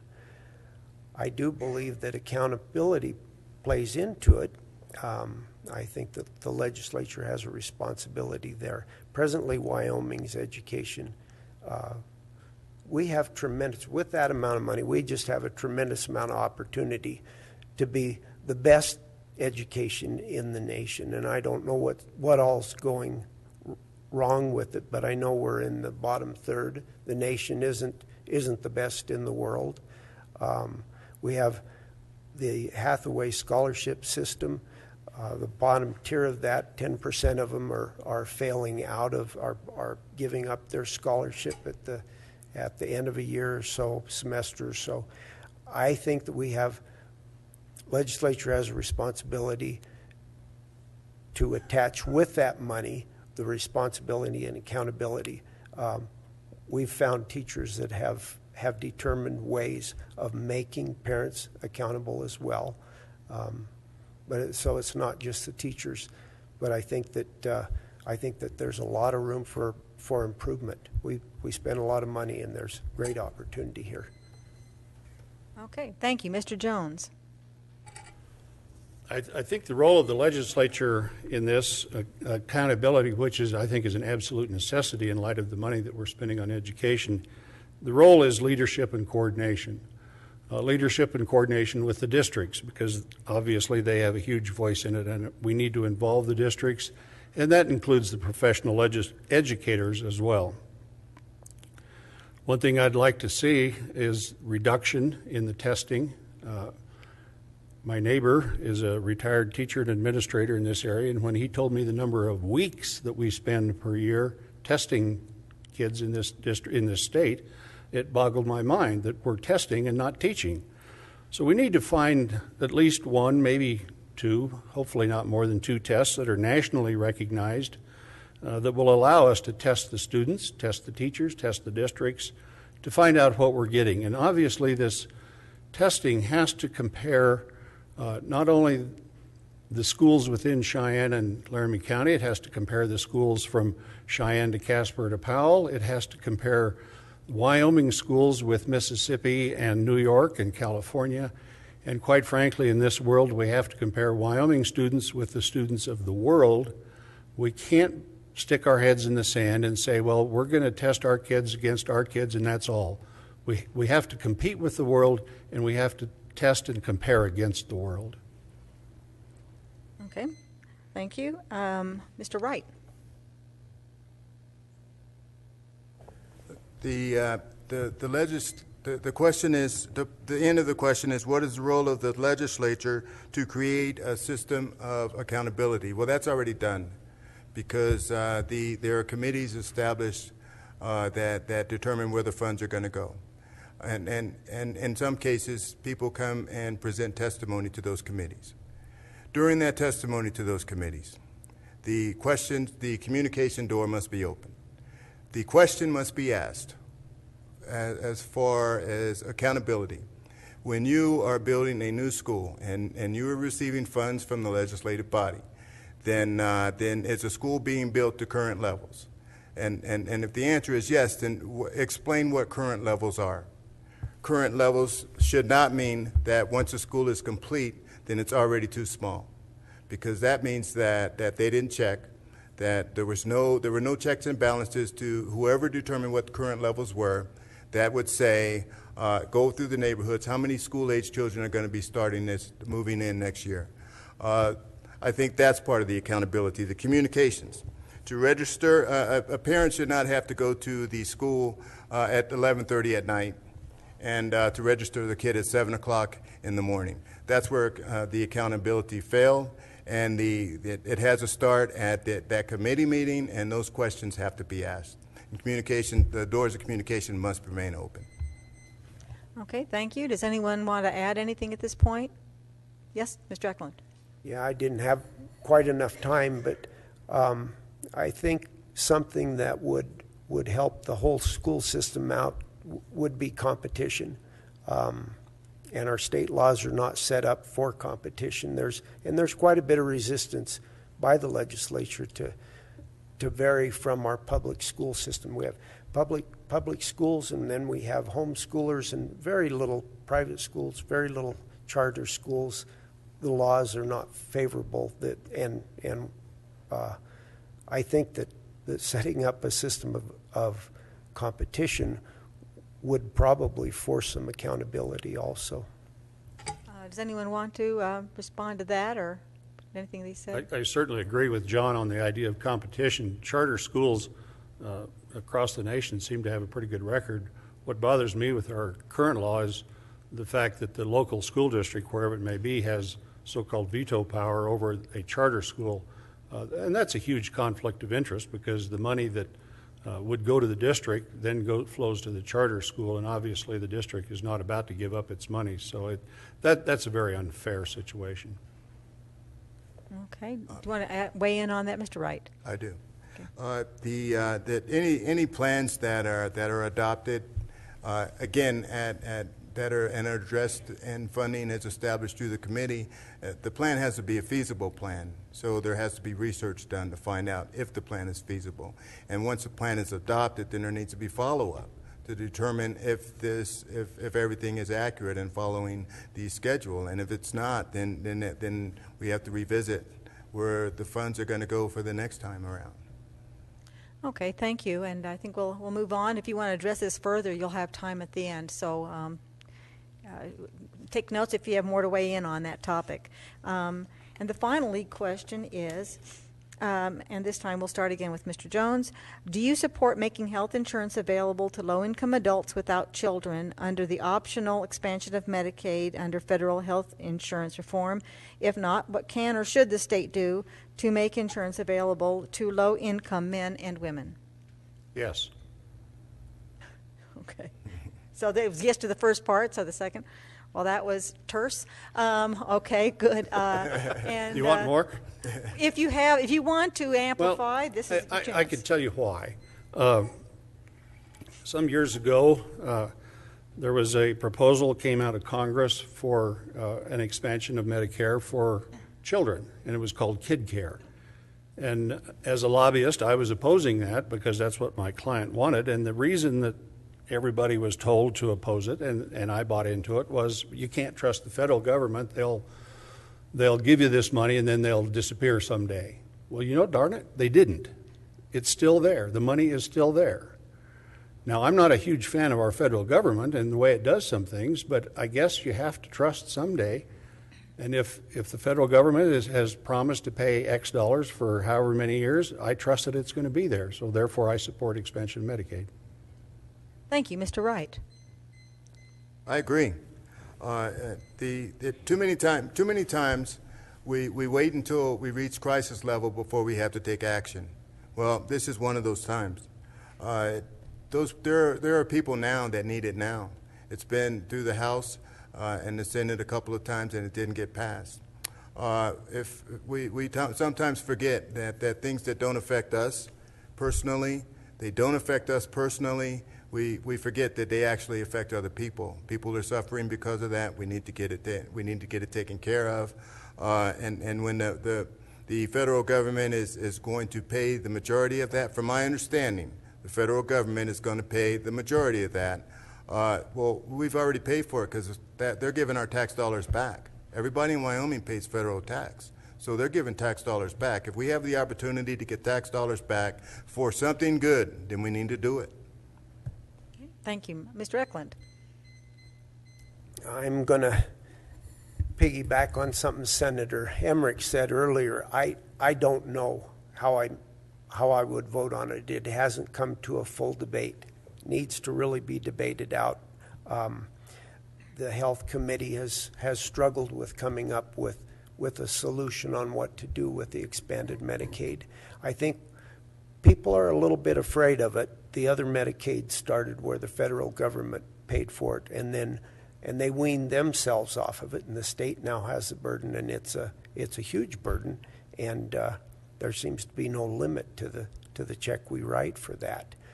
I think that we're probably already paying for it. That, as Gaylen mentioned, if we're not paying for it through taxes, we're paying for it through medical costs and things passed on to whoever does have insurance. So somehow it's getting paid for anyway. We should be getting tax money back services from the federal government. I guess I'd like to see a debate on it. I'd like to come up with some solutions. There are some problems with the way it's set up now, The ceiling on it is $90,000. There are families making $90,000 that are not, or $89,000 that aren't budgeting for health insurance, and I think that's kind of irresponsible. Those would be the people in that little gap, and we have to address that too. Okay, and just to clarify, the Medicaid expansion under discussion would affect people up to about 135% of federal poverty, which is about $15,000 a year for an individual. So I think that's a different group. But anyway, but I appreciate your thoughts. And anyone else want to expand or comment? I think it was a senator that said earlier, excuse me, go ahead. I think it was a senator that said earlier, 17,000 people? Was it 17,000? People that don't have any medical coverage. We have to remember when we talk about that kind of thing, we are talking about people. Yeah, yes? Follow up? I guess,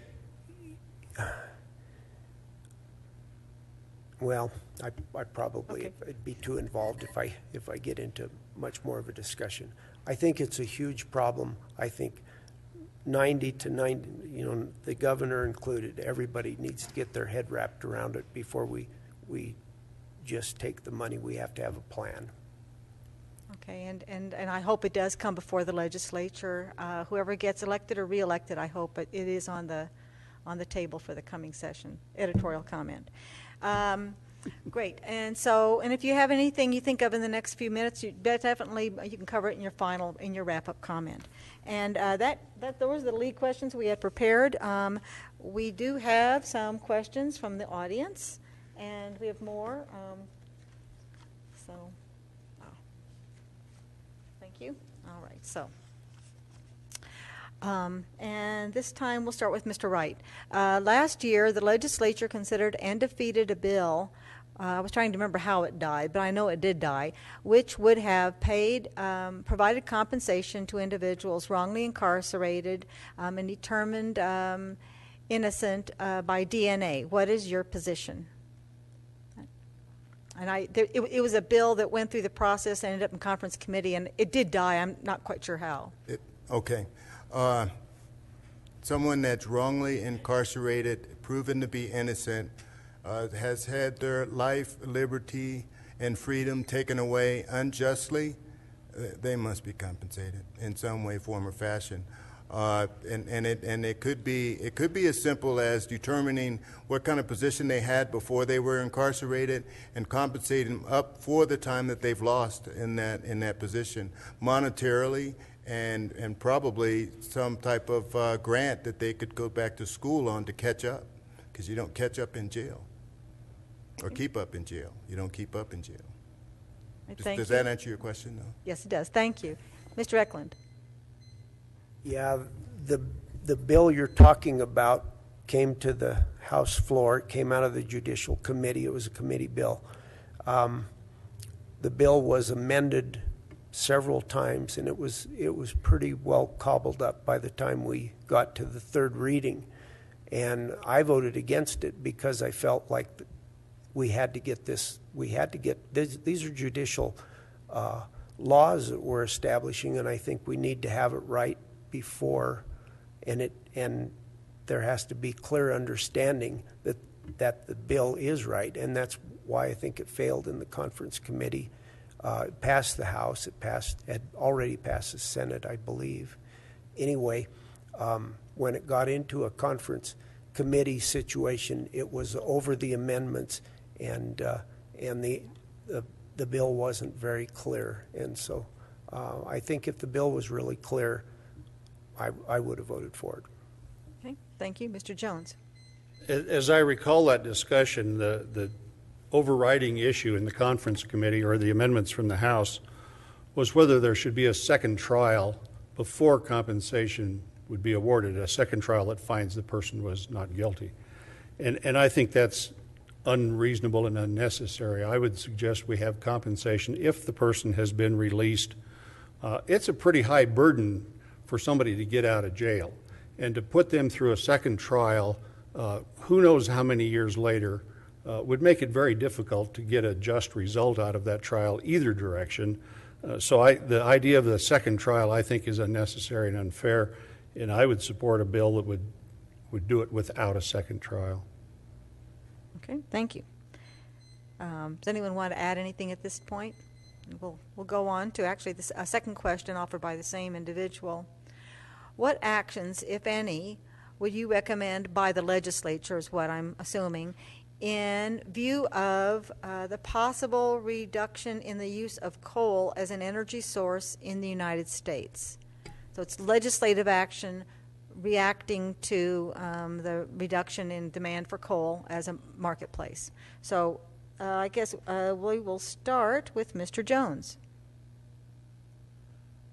Well, the first word that comes to mind is diversification. We have to diversify our economy. I don't think we need to wait for coal to be reduced to some really low level. We need to do it yesterday. We need to look at expanding our economy in other areas, manufacturing, value added for agricultural products, whatever we can find.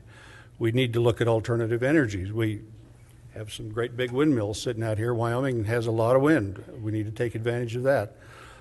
We need to look at the technologies for coal in an attempt to make it more attractive to those who think it's the evil of the world.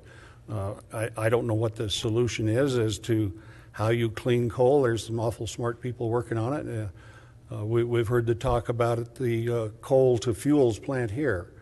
Maybe that's a solution, coal to gas, whether it's gasoline or natural gas. Maybe that's a possible solution. But we just need to look at everything we can. The legislature needs to provide the leadership and the encouragement for all of those things, whether it's in the area of research or economic development.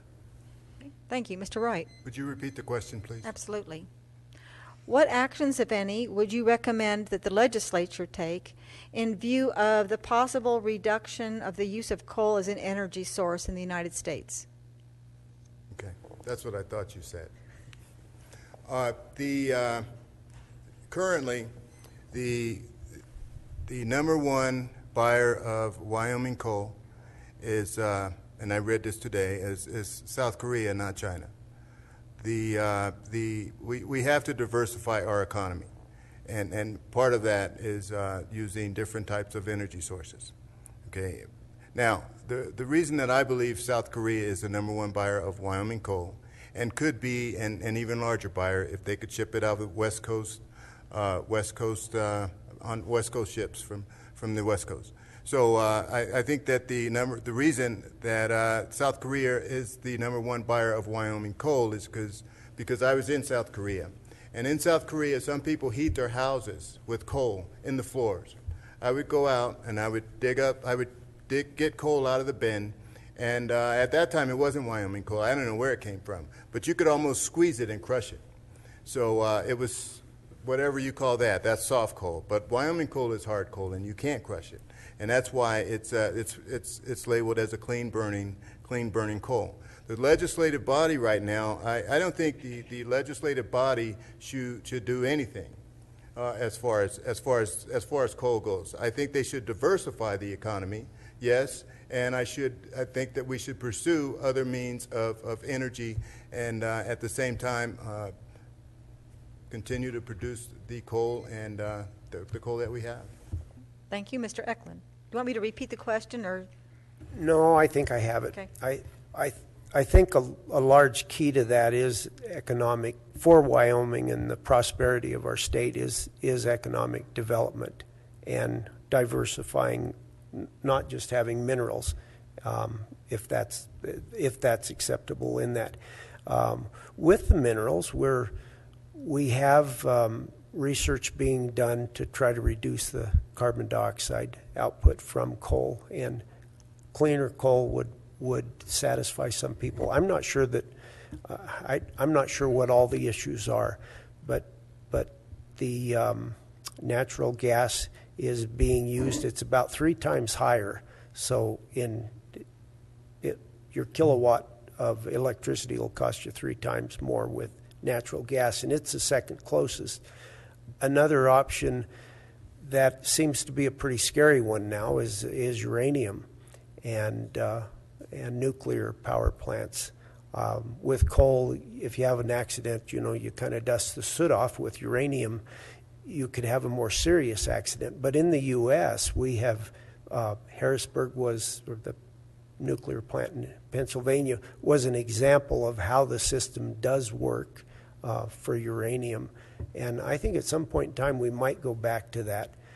But for Wyoming, economic diversity of other kinds besides just minerals would be and we're working on it very successfully too. Okay, thank you. Do anyone want another bit to speak on that? Okay, well, we have another question from the audience. In 1972, and this will be Mr. Wright will be next, the first off.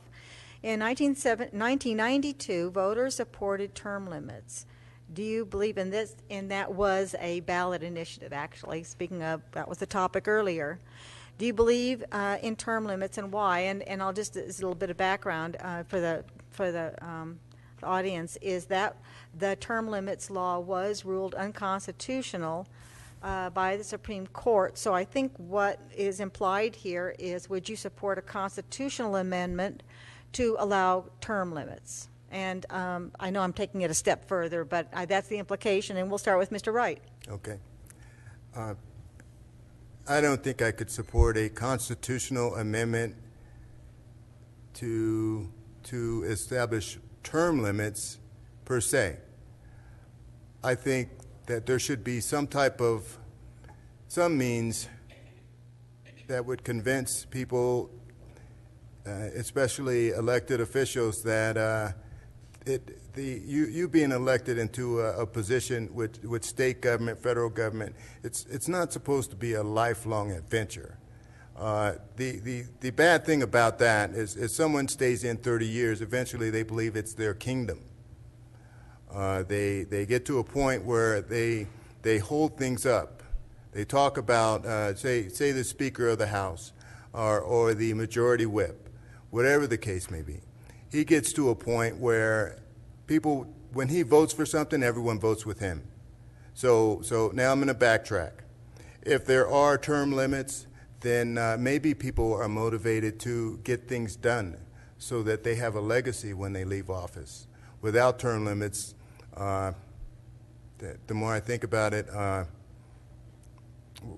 who establishes the term limits? How long would it be? And I would have to have that discussion before I could say, yes, let's do term limits. Okay, thank you. Mr. Eklund. I would probably oppose them. When the ballot initiative was done several years ago, I voted for it. And I think I was a supervisor on the conservation district at the time, and then I found out that an old-time supervisor that was on there, his term would be over, and I really didn't want to lose the wisdom that man brought to the conservation district. And so I do think that the system we have of voters cutting that off and setting the term limits with their vote is probably adequate, and I guess I'd rather just leave it the way it is and not have to run another Supreme Court battle to see if we can do it. Okay, thank you. Mr. Jones. I would oppose the constitutional amendment for term limits because we already have it. And the first one occurs on August 19th. Every election is an opportunity to limit somebody's term, and it happens with great regularity. I don't know the exact numbers of the turnover in the Wyoming legislature, but it's somewhere between a fourth and a third in a 2-year period. It really does occur. Now, there are exceptions of the person who has been there for 15, 20, 30 years, but that's the choice of the people in that district.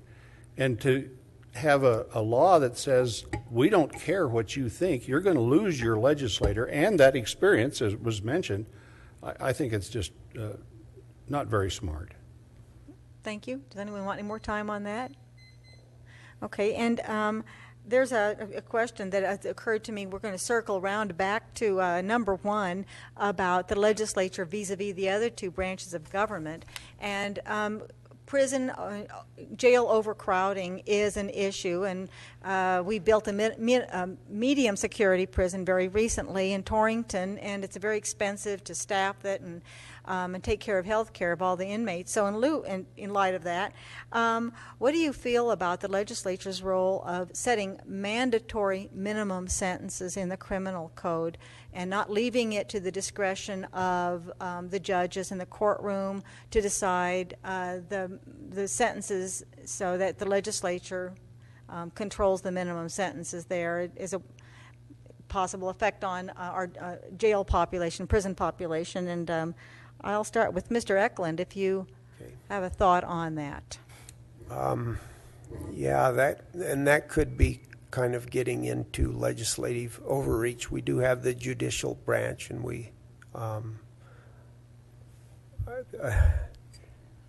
I think we should trust them to make those decisions. There are some crazy things in the law where people who have a minor drug charge end up landing in prison for years, and someone with much more serious crimes ends up out, and it's because of laws that have mandatory sentences and whatnot. So I'm not sure. I guess I kind of agree that would be an area that we should stay out of, there has to be a way of dealing with the prison population and the overcrowding. A lot of it is drug use and problems that would be better solved through some other means, maybe some counseling and whatnot. If it's violent drug use and violent crime, then they probably have to be kept away from society. But there are an awful lot of good people in prison, is my understanding. I think, and I'm kind of hard on crime, so I don't know where to draw the line on that. But I do think mandates by the legislature that limits the judgment of a professional, the courts, is probably not a good thing. Thank you. Mr. Jones. I've always been opposed to mandatory sentences. I've been involved in the judicial system as an attorney and seen what can happen, what it's like. No two cases are alike. The defendants, the evidence, everything is different from one case to the next. Always keep in mind that the judge who passes the sentence, it's not the jury, it's the judge who passes the sentence, has been there for that entire trial and has heard all of the evidence. He's heard the testimony after a conviction on the mitigating circumstances or aggravating circumstances, whatever may be involved that goes into the sentence. The judge has heard it all, and I just don't believe there's anybody in a better position to decide what's the appropriate sentence for a given crime than the judge. I think it would be inappropriate for the legislature to do that. Thank you. Mr. Wright. I think it would be inappropriate for the legislator to establish minimum prison sentences. And the reason behind that is because, for example, that guy that doesn't have, that can't pay for his medical insurance gets arrested for something. He's more than likely going to have a public defender as his attorney. In my experience, public defenders are notorious for plea bargaining, and that guy's going to spend some time in jail. So if there's a minimum standard established by the legislative body, that guy's going to spend a lot of time in jail. But if the judge has discretion, the judge understands. He's talked to the person, he's talked to both attorneys, he's talked to the people that have done the research and the sentencing investigation, and the judge is the best person to determine the sentence that befits the crime and the personality of this person and the probability that this person has learned this lesson. Thank you. Any more to say? And if not, I think we'll go ahead and I think it's been a great discussion, and I appreciate all the thought you've put into the answers. And we'll move into the 2-minute closing at this point, and use it any way you want to bring up a new issue or further comment on what you've done, or just sum up. And we'll start with Mr. Jones. No, I'm sorry, we started with Mr. Jones before, so it's Mr. Wright this time. We'll start with you for your 2 minutes. Okay, my name, as you know, my name is Gaylen Wright, and I ask for your vote in all of the upcoming elections. I don't have an opponent in the primary. I will have an opponent in the general. I ask for your vote. The reason that I chose to run for office was not because of pay.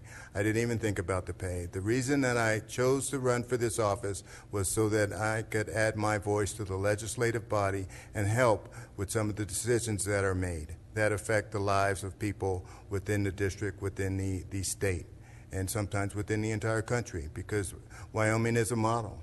Wyoming will be a model. I'm completely interested in the educational process. I mentioned earlier that one of the ladies that I talked to knocked on her door. As soon as I knocked on her door, I told her I was running for office. She said, "Come in, I got to give you an earful." She tells me that she went to her school, which she can see out of her front door, at 11:30 at night to register her kid for 7 o'clock in the morning. Spent the night out there, and there were 30 other parents with her. Okay. I keep walking. I knock on doors. And next, I talk to another educator, someone in the educational field.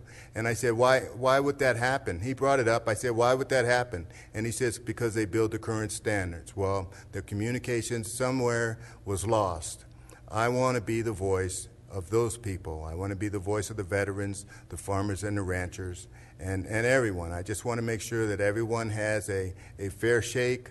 State employees, the numbers sometimes don't come out right when they talk about raises. I was there. I know what the numbers mean, and I'd like to add that to that equation. So that's why I'm running for this office, and that's why I asked for your vote. Thank you. Thank you, Mr. Eklund. 2 minutes. Thank you. I originally ran for office because I thought I had things to add to it. I had some ideas, and I've always been involved in some kind of public service, usually in a lower level in the community. And serving in the state legislature has been a huge honor, not just for my constituents, but for the whole state of Wyoming. I have enjoyed that. I've learned quite a bit, and in the 4 years that I've been there, that education comes, I think, will come in handy. If I'm reelected, I'll have a head start on things that I had to learn, and I'm still learning. I think economic development is something that the state needs. I think that we need education reform. One of the things Gaylen mentioned was our facilities commission has really gone through a lot of turmoil, and it's been a difficult, been tough to get that thing to work right, and it's affected the city of Cheyenne quite a great deal in the recent years with overcrowding they have in the schools. All of these this is work left undone, and I'd like to be involved in shaping policy as we continue forward. I think that my education in agriculture, which has been lifelong, is something that helps the main industry in Laramie County. I also think that I've supported really anything that is important to Cheyenne, as well as the whole state of Wyoming. When you represent, you find out that you're not just representing a handful of people. You've got the whole state to consider, and you consider that, and I've done that. I think I would like to continue to do that for another 4 years. I know I would. Thank you. 2 years. Yes. Thank you. Mr. Jones, 2 minutes. Thank you again for coming and for giving us the opportunity to tell you what we think on some of these issues. When I started this process several months ago, I tried to look at my district and figure out who lives there and what matters. And it appeared to me that the district, to a large degree, was made up of professionals and their employees, small business owners and their employees in agriculture. And I thought I had a pretty unique set of qualifications that fit that. My father started a small business in 1935, which still exists today, so I grew up in a small business family. I've always been a small businessman myself, and I've been an advocate for the small business people of Wyoming through my lobbying for many, many years. I own a farm. I'm not here to say that I'm a farmer like John. Thank goodness I never had to depend on my farm to make a living. That wasn't made the difference on my living, but I certainly do understand the ups and downs of agriculture. I know what it takes to do that and to survive. Because of that, I think I had a proven record in my last time in the legislature. I was the sponsor or floor manager of several important pieces of legislation, one of which was the Sunset Law, now known as Management Audit, that talks about government efficiency. I was the sponsor of the first Main Street program, which was an economic development program. I was the person probably more responsible than anybody else in the legislature who rescued the Wyoming retirement system from financial bankruptcy, and I did the same thing, along with other people, obviously, it's a team sport, with the Wyoming workers' compensation system. It was broke, and we fixed it, and I think that experience and that knowledge can help the voters of House District 42. Okay, thank you very much. And again, you can watch this on TV, Channel 19, on Tuesday, July 15th at 6 p.m., and we'll have it also posted on the League of Women Voters website. And thank you very much for coming in person, streaming online, and thank you to the candidates.